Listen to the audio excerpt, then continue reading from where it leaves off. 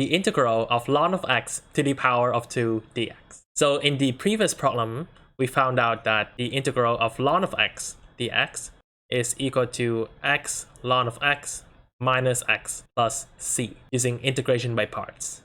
Now let's make it one step further and say we have ln of x to the power of 2.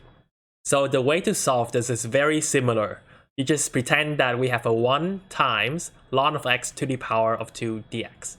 And using our acronym, we have the 1, right? So we have the algebra, and then we have the ln of x. So the ln of x is the log.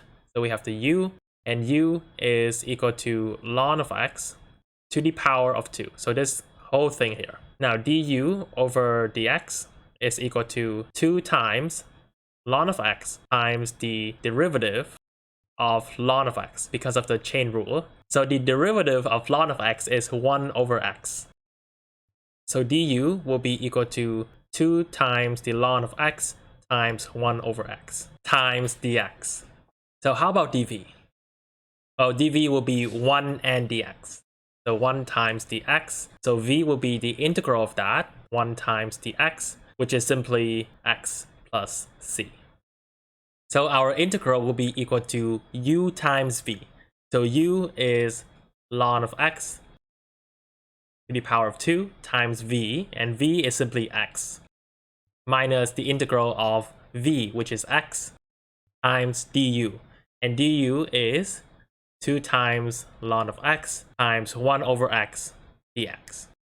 And as you can see, the x will cancel out. So we have x times ln of x to the power of 2 minus, and we also bring the 2 outside of the integral, so minus 2 times ln of x dx. And what is the integral of ln of x dx?